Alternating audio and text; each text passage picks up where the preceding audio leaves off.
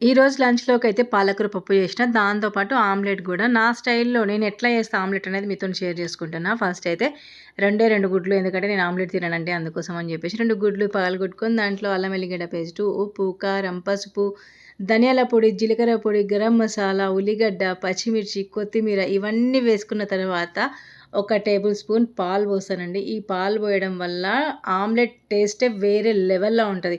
"ఏందక్కా పాలు పోస్తావా ఆమ్లెట్‌లో? ఇదేందక్కా" అంటే మీరు ఖచ్చితంగా చూడండి. ఒకసారి ట్రై చేయండి. తిన్న తర్వాత ఎట్లొచ్చిందో కామెంట్ బాక్స్‌లో కామెంట్ చేయండి. ఇంకా నార్మల్‌గా పాలు పోసిన తర్వాత ఒక 2 నిమిషాలు పక్కన పెట్టేసి ఈ విధంగా ఆమ్లెట్ ఏసుకొని తింటే అసలు సెట్ అనమాట. పాలకూర పప్పు, ఆమ్లెట్ సెట్. సూపర్ టేస్టీగా ఉంటది. ఒకసారి ట్రై చేయండి. పాలు పోసి ఆమ్లెట్ చేయడం ఏందక్కా అని మాత్రం అనుకోకండి. అప్పుడప్పుడు ఇట్లా ఇరిగిపోతుంటది. మనం దాన్ని పట్టించుకోకూడదనమాట. ఆమ్లెట్ టేస్టీగా ఉందా లేదా అని మాత్రమే పట్టించుకోవాలి. కానీ సూపర్ టేస్టీగా ఉంది. ఒక్కసారి ట్రై చేయండి. నా వీడియో మీకు నచ్చినట్టయితే please like, share and subscribe. Thank you so much. By by.